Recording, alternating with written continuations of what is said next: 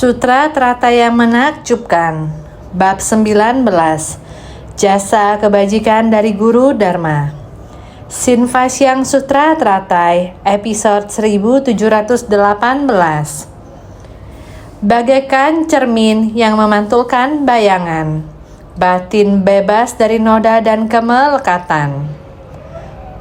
Para bodhisattva senior dari Filipina berduyun-duyun seperti awan untuk pulang ke tempat asal dari Dharma. Mereka terus mempertahankan sebersih tekad awal, berharap semoga cinta kasih universal lebih mendalam dan jalinan kewelas asihan tidak putus. Alam manusia di antara langit dan bumi berbagi ladang berkah yang sama. Dengan maha cinta kasih, sama-sama menciptakan jalinan jodoh penuh sukacita. Dengan maha belas kasih, sama-sama menapaki jalan kebodian.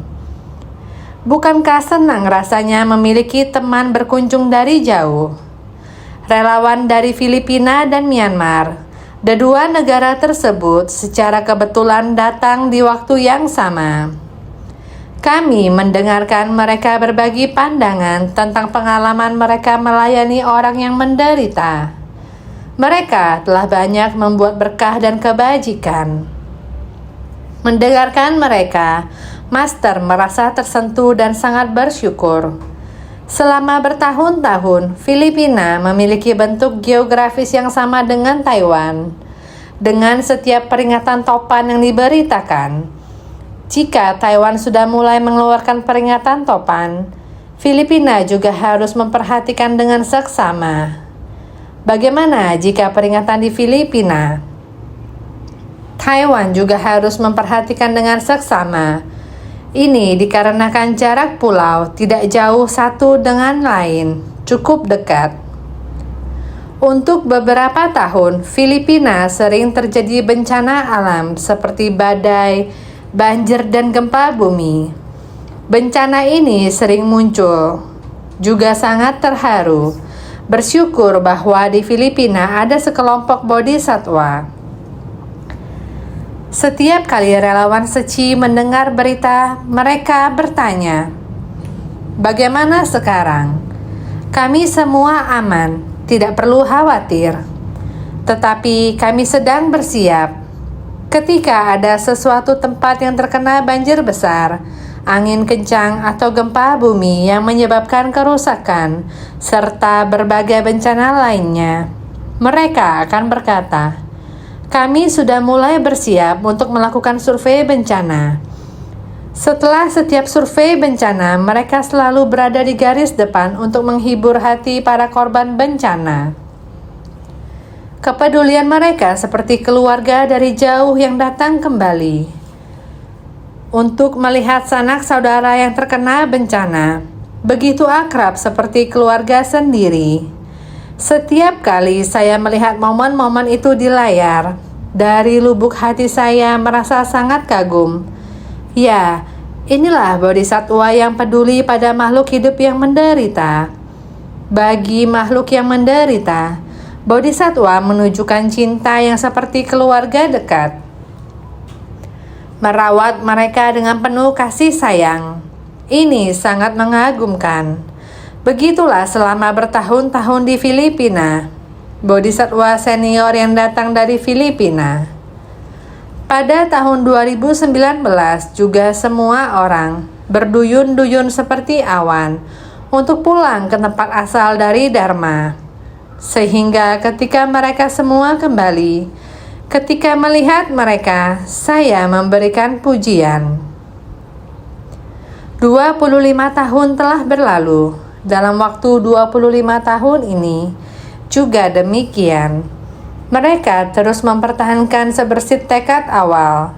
Sebersih tekad awal tersebut tidak pernah berhenti untuk berada pada jalan Seci, menjalin jodoh dengan para makhluk yang menderita.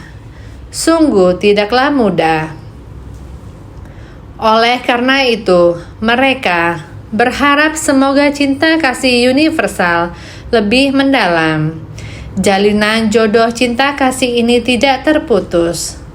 Terlebih lagi, baik seberapapun jauh jarak di bumi seperti Filipina, Manila, hingga ke Tacloban dan Ormoc,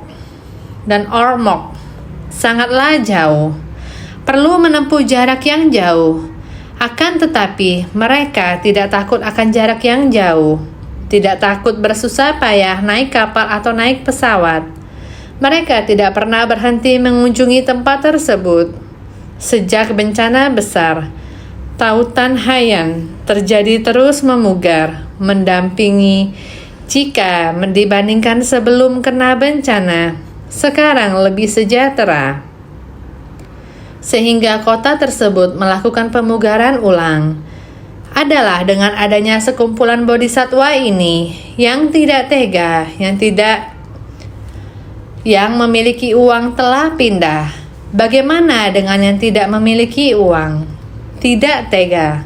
Sehingga mereka, relawan Seci, lalu melindungi di sana, menghibur, menguatkan insan Seci dari Taiwan, dari berbagai negara, sangat banyak negara, yang juga sama bergabung untuk membantu dalam hal tenaga. Dalam periode waktu 1 atau 2 bulan, orang-orang tiada henti-hentinya bergabung di tempat tersebut. 1 hari, 2 hingga 30 ribu orang, dengan metode bantuan lewat pemberian upah. Setiap hari, bisa menerima upah. Mereka sangat bersyukur, sangat bekerja keras. Ada uang yang bisa didapatkan, juga bisa memulihkan kehidupan keluarga. Pada periode waktu itu, benar-benar sangatlah cepat. Dalam beberapa bulan saja, sudah membuat mereka pulih kembali. Setelah pulih, mulai dari awal tegar kembali. Kota bagaikan baru kembali. Sikap semua orang juga sudah seperti ini. Bagaikan telah terbangun dari mimpi, semua orang sangat rajin. Setelah 5 tahun berlalu, melihat sedang mengingat kembali peringatan 5 tahun, tentu saja membuat sebuah pameran fotografi, menggunakan foto untuk dipamerkan.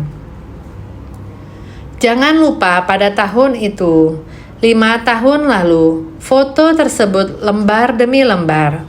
Seperti itu dikumpulkan, melihat foto yang diperbesar seperti itu. Terlebih lagi, jika memilih tempat itu. Wah, saya ada di dalam foto itu. Orang tersebut akan berdiri di depan foto itu. Jika ada yang melihat, ia akan berkata, "Ini adalah saya. Saya di sini mengklarifikasi bahwa pada waktu itu rumah saya sedemikian rupa hancurnya."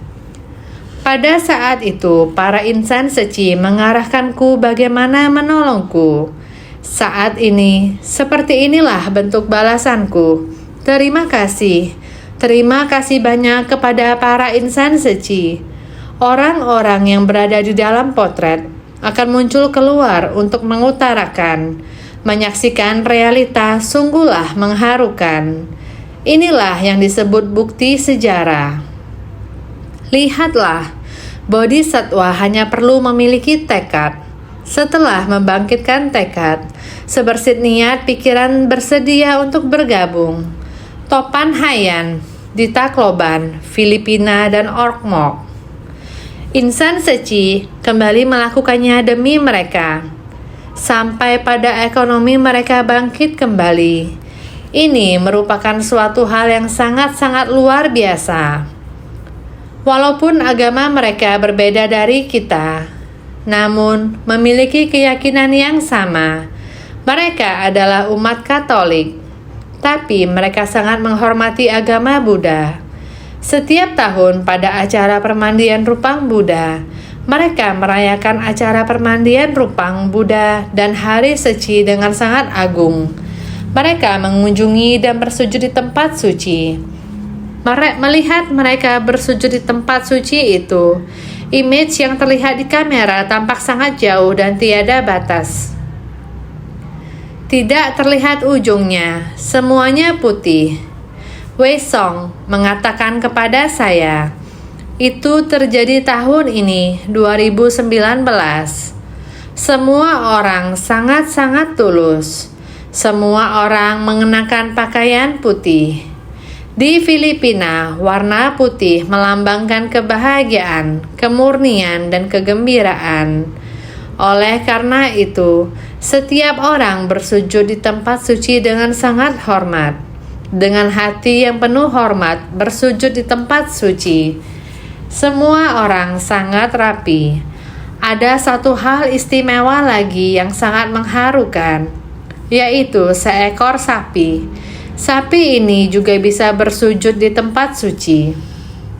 Kisah sapi ini, Wei Song menceritakannya kepada saya. Sapi ini juga memiliki jalinan jodoh. Dia berkata ketika dirinya ke Ormoc, ada orang yang memberitahu dia, ada seseorang yang ingin menjual seekor sapi. Wei Song bertanya, untuk apa menjual sapi kepada orang lain? Orang itu memberitahu kepada dia, tentu saja pembeli beli untuk menyembelihnya.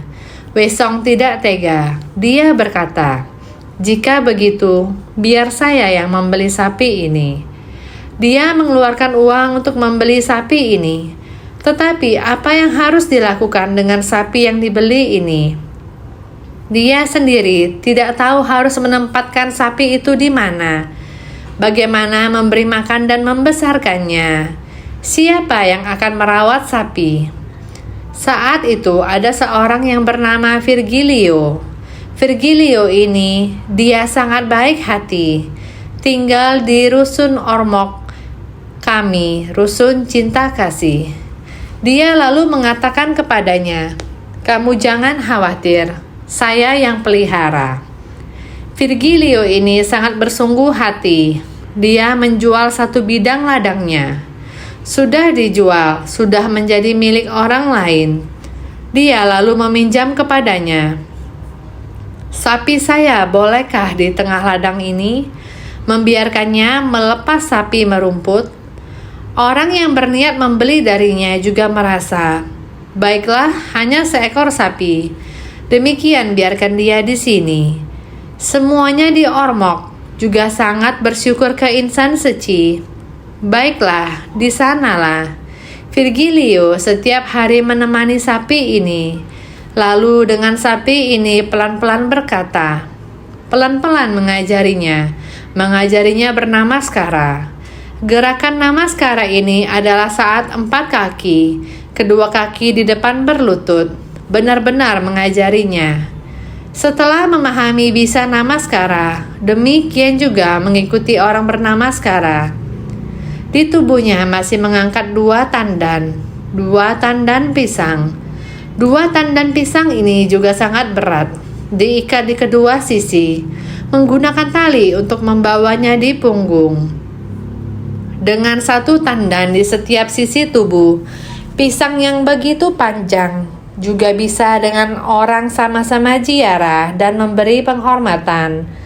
Dengan berlutut untuk ziarah dan memberi penghormatan, yaitu berlutut dan bernamaskara. Sambil memanggul 2 tandan pisang, saya merasa ini adalah jalinan jodoh. Wei Song bertanya kepada Virgilio, bagaimana kamu bisa terpikir untuk membuat sapi ini?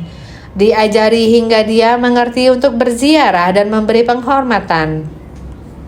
Dia berkata, budaya humanis suci, insan suci saat bertemu orang dan lain-lain, semua begitu penuh sopan santun.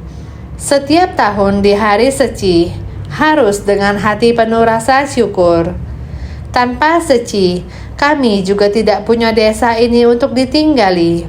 Karena ada insan suci, dengan adanya suci, sehingga membuat kami di sini hidup dengan tenang dan bekerja dengan bahagia. Membuat kami di tempat ini, semuanya memiliki kehidupan yang sangat berbudaya humanis. Jadi, meskipun sapi bukan manusia, dia juga ada memahami dharma kita. Dia pun berkata, juga adalah bentuk kehidupan. Dia mengerti apa yang dikatakan. Dengan sendirinya bisa diajari tentang aturan. Sungguh telah membuat dia bisa mempelajari aturan. Ini adalah sapi yang lebih mudah diajari daripada manusia. Ini adalah di tengah barisan itu. Mengapa harus membawa 2 tandan pisang? Ini harus diurut pada Namaskara tahun 2018. Virgilio juga berada di tengah barisan Namaskara. Saat itu dia membawa 1 tandan pisang dan melangkah bersama dengan yang lainnya. Dengan langkah kaki yang teratur, hanya saja tangannya membawa 1 tandan pisang. Dia akan meletakkannya dengan hati-hati di atas tanah, lalu membungkukkan badannya dan memberi hormat dengan kepala menyentuh ke tanah. Pisangnya akan dibawa lagi saat dia bangkit. Maju ke depan 3 langkah, lalu perlahan-lahan meletakkan pisang.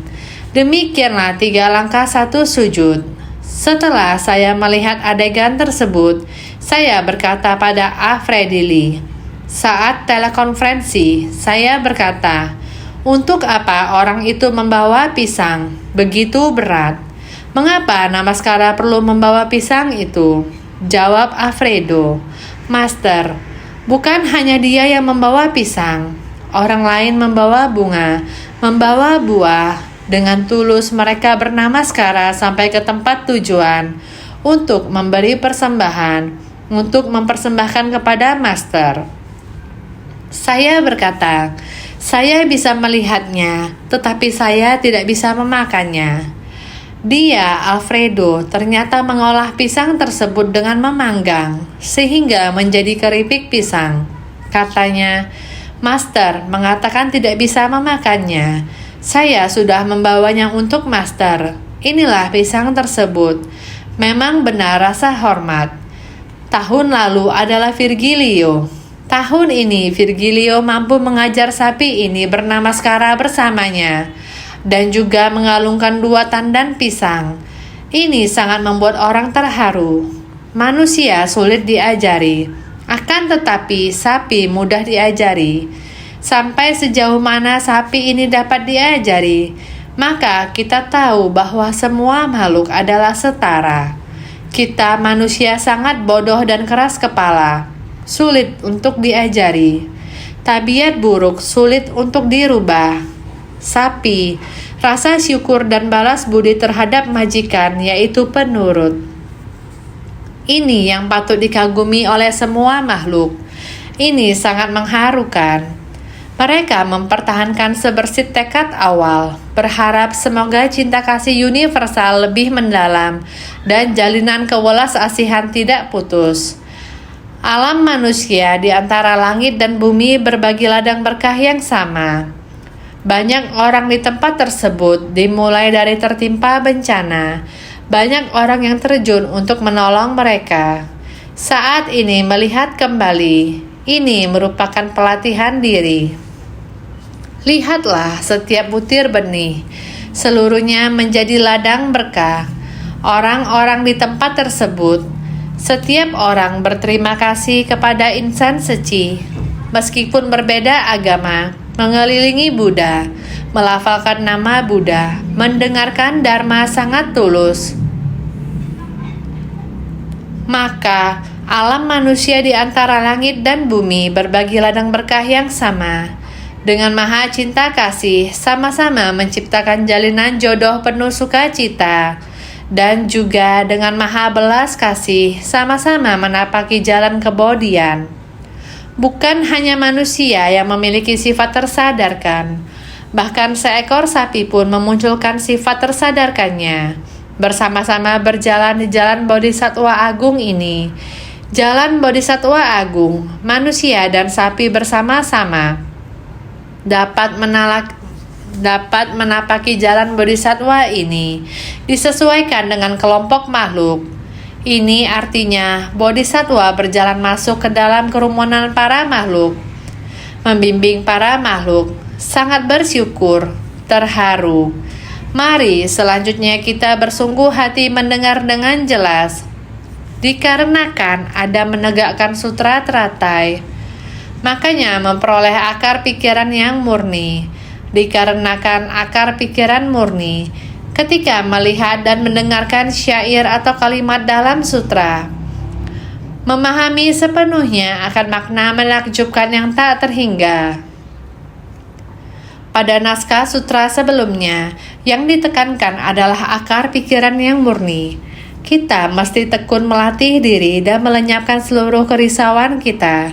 Kita mesti menerima dengan kesungguhan hati Dharma yang diajarkan Buddha untuk membimbing kita. Kita mesti menghadapi dunia ini dengan pikiran murni. Jika pikiran kita senantiasa dalam keadaan murni, ajaran yang diberikan oleh Buddha, Dharma dari 3 kendaraan, kendaraan kecil, kendaraan sedang, dan kendaraan besar. Kendaraan besar mengajarkan agar masuk ke kumpulan orang-orang. Berbagai macam cara berkehidupan dari semua makhluk dijelaskan secara rinci di dalam sutra dari Buddha. Di dalam dunia ini dengan segala urusan duniawi, segala hal yang dihadapi tidak lain adalah untuk menjadi saksi akan Dharma. Bila pikiran kita adalah murni, maka akan seperti sebuah cermin yang murni. Ini adalah akar pikiran.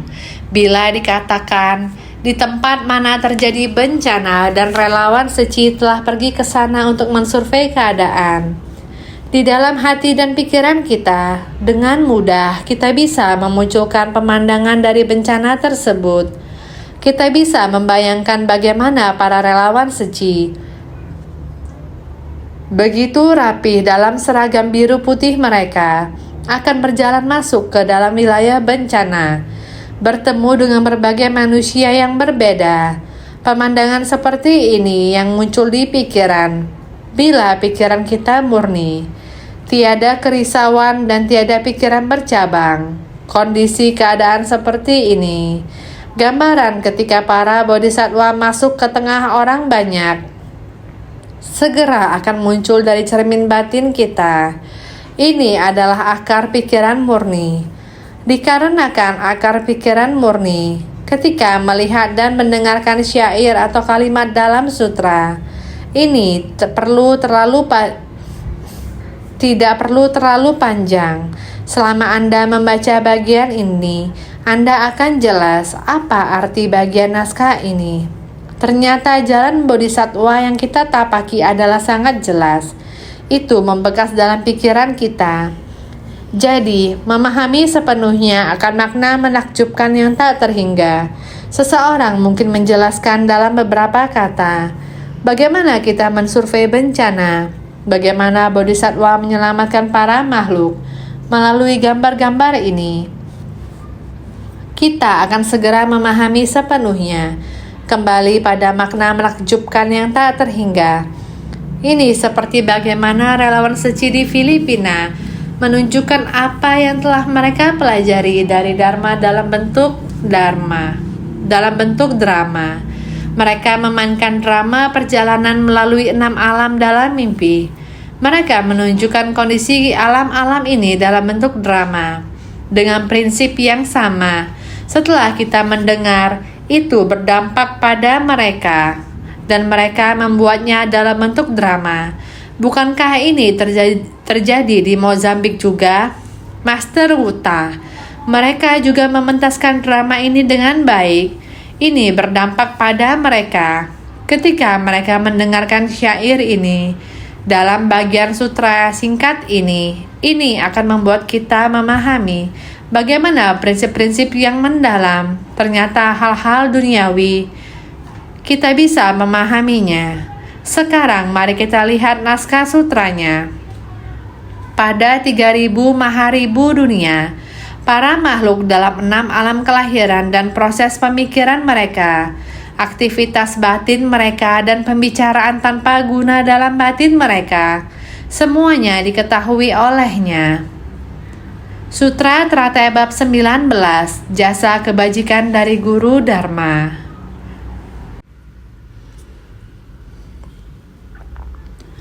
Meskipun pemandangan itu dan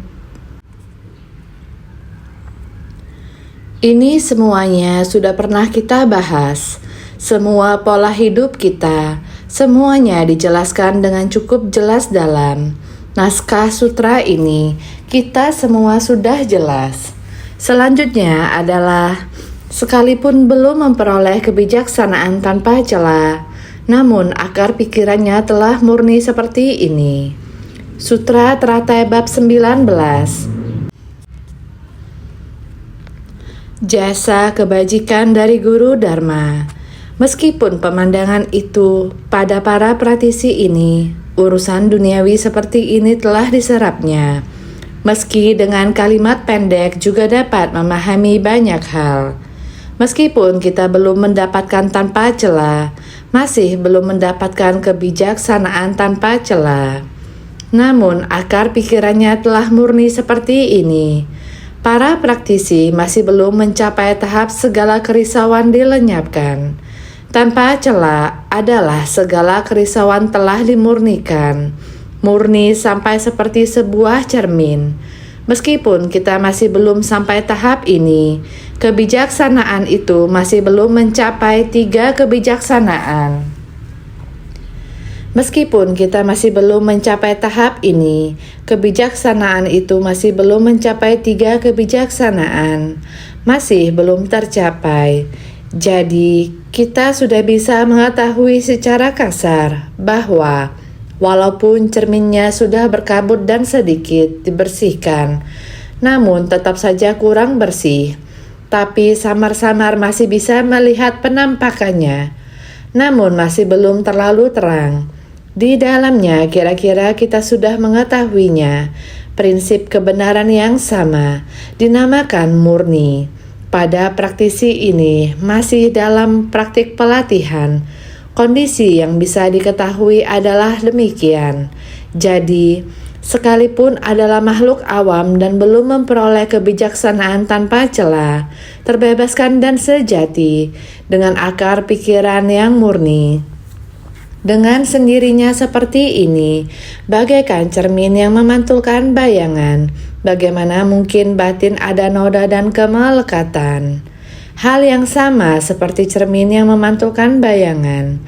Meskipun masih belum sangat terang, namun kondisi itu adalah demikian. Kita berusaha agar cermin itu masih tetap dibersihkan. Harus dibersihkan sampai tiada ternoda, agar cermin ini bisa bersih sampai bisa memantulkan pemandangan. Kita harus lebih berusaha keras lagi, lebih upaya bersemangat. Inilah yang masih perlu usaha keras. Inilah yang perlu usaha keras kita. Selanjutnya, masih ada sepenggal naskah sutra. Apapun yang direnungkan, diperhitungkan atau diucapkan oleh orang ini, semuanya adalah ajaran Buddha. Tiada satupun yang tidak benar dan nyata. Semuanya juga diajarkan dalam sutra dari para Buddha terdahulu. Sutra Teratai bab 19, Jasa kebajikan dari Guru Dharma. Orang-orang ini yang sedang menjalani pembinaan diri dan yang telah mencapai keadaan seperti itu, mereka mulai merenungkannya. Ketika mereka membaca sutra, mereka tidak hanya membacanya atau terus-menerus membacanya saja, tetapi membaca satu bagian. Mereka dengan sungguh-sungguh merenungkannya. Mereka mencari makna yang disampaikan dalam sutra tersebut. Apakah sutra dan urusan duniawi dapat selaras dengan prinsip kebenaran dalam sutra ini? Apakah bagian sutra ini berhubungan dengan urusan duniawi? Apakah bagian sutra ini berhubungan dengan urusan duniawi? Apakah proses urusan duniawi ada diungkapkan di dalam bagian sutra ini? Oleh karena itu, setelah membaca sutra, kita harus merenungkannya. Setelah merenungkannya, kita harus mengevaluasinya. Kita perlu melihat apakah prinsip kebenaran dalam sutra ini terdapat penyimpangan dari urusan duniawi. Sejauh mana penyimpangannya? Sesungguhnya ajaran yang dibabarkan oleh para Buddha adalah ajaran duniawi. Ia tidak terpisahkan dari dunia ini. Jika ia menyimpang dari dunia ini, maka itu bukanlah Dharma Buddha. Prinsip kebenaran yang menyimpang dari dunia ini, maka itu bukanlah Dharma Buddha yang benar. Ajaran Buddha mencakup seperti yang telah kita bahas sebelumnya. Meskipun ada begitu banyak buku kebajikan di dunia yang juga selaras dengan prinsip kebenaran tersebut, juga bisa dianggap sebagai sutra yang mengajarkan dan membimbing manusia. Oleh karena itu, kita harus mengevaluasinya dengan sungguh-sungguh. Dharma tersebut bisa mendalam maupun sederhana. Apakah ia benar-benar akurat? Apakah ia selaras dengan manusia, masalah, dan prinsip? Jika selaras, maka itu adalah kebenaran sejati. Ini adalah sesuatu yang harus kita renungkan. Oleh karena itu, jika kita dapat seperti itu, maka prinsip kebenaran ini dapat berguna bagi kita saat ini dan akan memberikan manfaat yang lebih besar di masa depan. Karena saat ini orang-orang mengambil tulisan-tulisan yang semakin sulit untuk dipahami dan menambah tingkat analisa. Setelah analisa ini, kemudian generasi berikutnya membaca sutra asli lagi. Mereka akan merasa lebih asing, sehingga membutuhkan orang-orang saat ini mendengarkan baik-baik dan memahaminya. Setelah memahaminya, harus merenungkan dengan baik-baik dan mengevaluasi, serta bagaimana kita mewariskannya. Ini bukan hanya kewajiban untuk mewariskannya saja, kita juga harus menjadi saksi. Dharma ini adalah yang dibabarkan oleh Buddha Sakyamuni sekarang. Dharma ini adalah yang dibabarkan oleh para Buddha di masa lampau. Itu adalah Dharma yang abadi dan tidak berubah. Jadi sutra mengatakan, semuanya adalah ajaran Buddha. Tiada satupun yang tidak benar dan nyata. Semuanya juga diajarkan dalam sutra daripada Buddha terdahulu. Jadi sutra meskipun sebelum Buddha Sakyamuni mencapai kebuddhaan, beliau juga merupakan Buddha masa lampau. Meskipun banyak waktu telah berlalu, sutra-sutra ini sudah menghilang. Buddha Sakyamuni mulai kembali mencari jalan ini, mencari hingga dia sendiri mencapai pencerahan, sama seperti pencerahan dari Buddha masa lampau. Jadi Dharma yang mereka ajarkan adalah abadi dan tidak berubah. Dharma ini adalah demikian.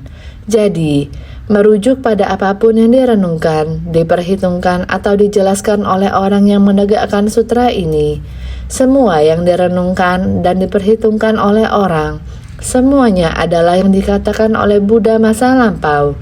Buddha sekarang adalah Buddha masa lampau. Jadi, kita harus benar-benar yakin. Apapun yang direnungkan, diperhitungkan, atau diucapkan oleh orang ini, semuanya adalah ajaran Buddha. Tiada satupun yang tidak benar dan nyata. Merujuk pada apapun yang direnungkan, diperhitungkan, atau dijelaskan oleh orang yang menegakkan sutra ini, dikarenakan memiliki batin yang lurus, maka semua pemikiran dan perkataan darinya, kalimat demi kalimat, adalah sesuai ajaran Dharma. Tiada satupun yang tidak benar dan nyata, dikarenakan memiliki batin yang lurus. Karena setiap orang memiliki batin yang lurus, kalimat demi kalimat adalah sesuai ajaran Dharma. Tiada satupun yang tidak benar dan nyata. Oleh karena itu, kita sebagai praktisi Buddhis harus belajar tentang ketulusan, kebenaran, keyakinan, dan kesungguhan. Dari ketulusan muncul kebenaran. Baru saja mendengar bahwa di Filipina, meskipun keyakinan agama masyarakat di sana berbeda-beda, pada perayaan Hari Waisak dan Hari Seci, mereka menunjukkan ketulusan yang sama, niat yang tulus. Inilah sesuatu yang tidak boleh kita abaikan. Umat Katolik dapat memiliki ketulusan seperti ini, apalagi kita sebagai umat Buddha. Jadi kata tulus tidak bisa kita tinggalkan. Selanjutnya adalah kebenaran. Suci sepenuhnya adalah tentang ketulusan, kebenaran, keyakinan, dan kesungguhan. Oleh karena itu, arti lain kata ketulusan adalah kita harus bersungguh hati, karena dengan batin yang lurus, apa yang kita pikirkan akan benar, apa yang kita ucapkan juga akan benar. Jadi saat kita membaca sutra, kita akan merasa tercerahkan. Semua ini adalah kebenaran. Setiap kalimat sesuai dengan dharma, selaras dengan ajaran yang benar. Jadi, apa yang diajarkan dalam dharma adalah benar dan nyata. Tiada satupun yang tidak benar dan nyata. Artinya, semuanya benar dan nyata. Tidak ada yang tidak benar. Oleh karena itu, kita semua harus memahaminya dengan bersungguh hati. Dharma, sutra, naskah sutra yang kita dengar, jika tidak memahaminya, hanya melafalkan sutra, membaca teks, maka tidak ada gunanya. Sehingga kita harus bersungguh-sungguh merenung. Setelah membaca sutra, kita harus menghitung. Yang paling penting adalah apakah apa yang kita lakukan sehari-hari sudah benar. Setelah kita membaca sutra, memahami prinsip kebenarannya, apakah kita melaksanakannya?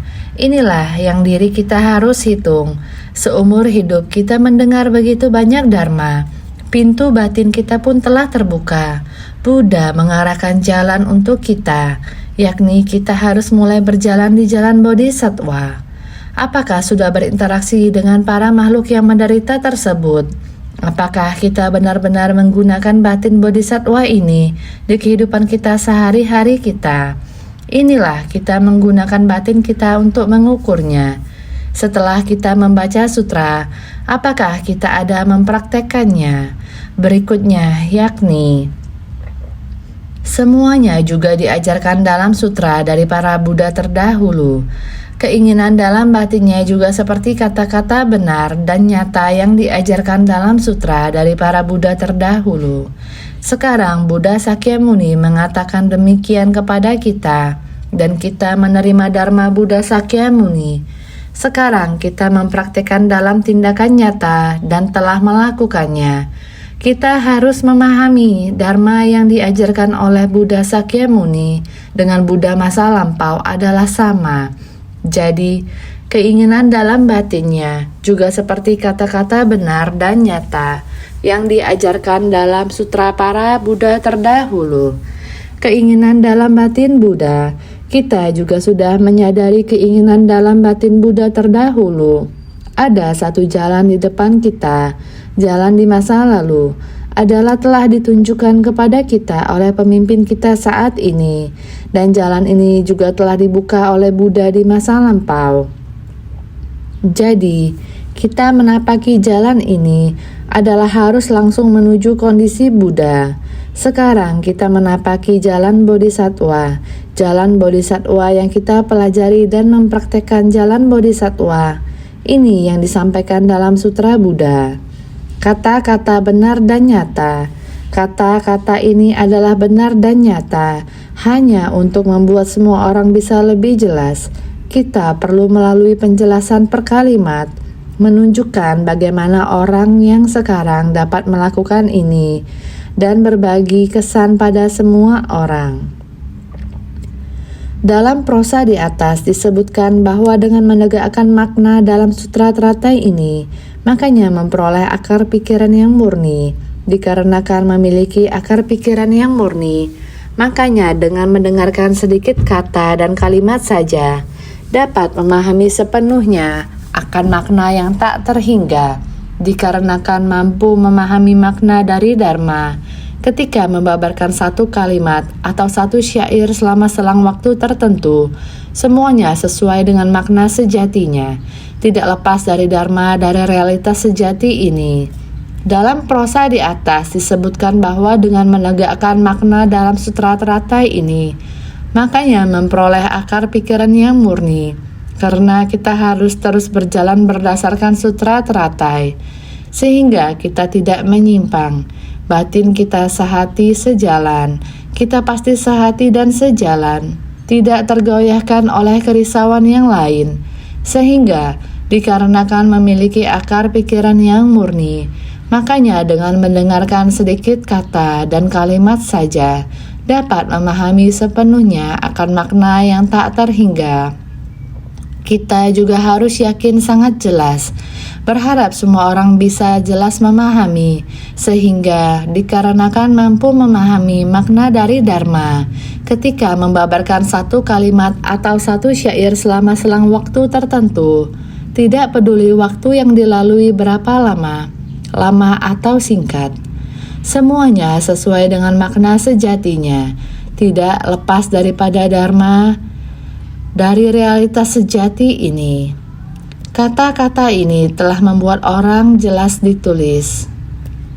Kata-kata ini telah membuat semua orang jelas ditulis supaya semua orang mengerti. Seharusnya bisa jelas. Membabarkan yang dimaksud yaitu menyampaikan waktu yang dilalui satu kata satu syair. Tidak peduli dulu berapa lama, sekarang berapa singkat. Bagaimana waktu berlalu, semuanya tidak menyimpang. Semuanya sesuai dengan makna sejatinya. Sesuai prinsip kebenaran ini tidak menyimpang, tidak terlepas dari Dharma, dari realitas sejati ini. Sutra teratai merupakan makna realitas sejati. Kita semua harus yakin, jangan ada keraguan di antara sutra ini. Ada keraguan maka akan memfitnah. Sebelumnya telah disampaikan, jangan membuat orang ragu akan sutra ini. Orang yang menjalani sutra ini juga mempraktekkan kebenaran. Jangan berbuat jahat, jangan, sehingga semua orang harus senantiasa lebih bersungguh hati.